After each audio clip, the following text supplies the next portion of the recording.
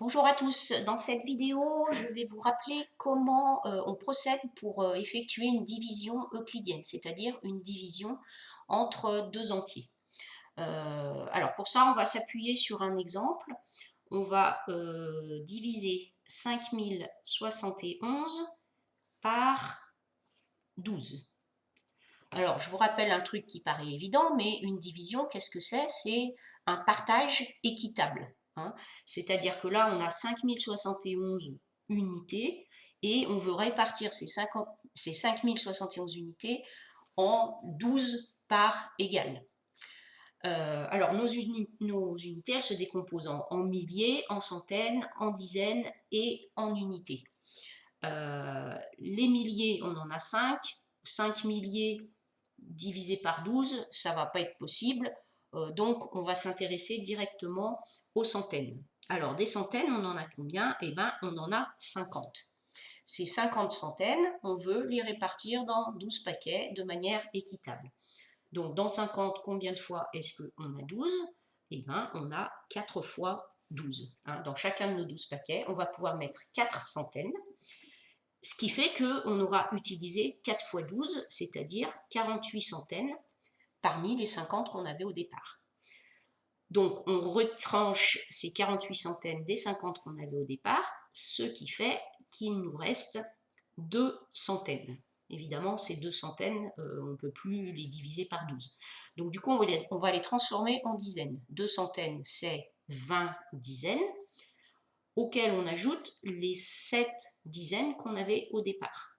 Hein, c'est ce qu'on fait en abaissant le 7. On a donc 27 dizaines qu'on doit répartir dans 12 paquets. Ces 27 dizaines, pour les répartir dans 12 paquets, on va en mettre 2 dans chaque paquet.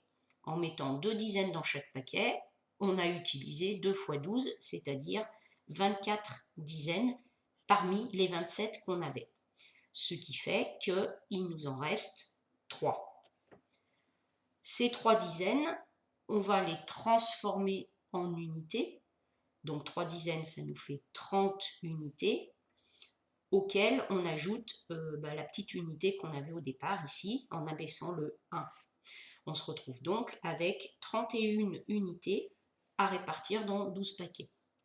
31 divisé par 12, ça nous fait 2. Hein, on va pouvoir mettre 2 unités dans chacun de nos 12 paquets.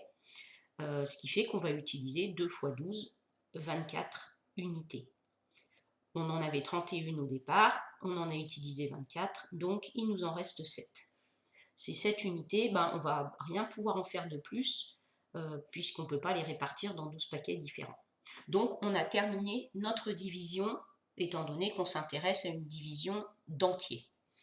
Une fois qu'on a fait ce travail-là, en fait, le 5071 qu'on avait au départ, on peut le réécrire en disant que les 5071 unités qu'on avait, on les a réparties dans 12 paquets et on a pu en mettre 422 dans chacun des 12 paquets.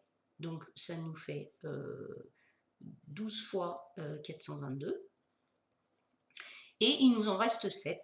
Donc on ajoute les 7, ce qui fait qu'on va retrouver nos 5071 unités de départ.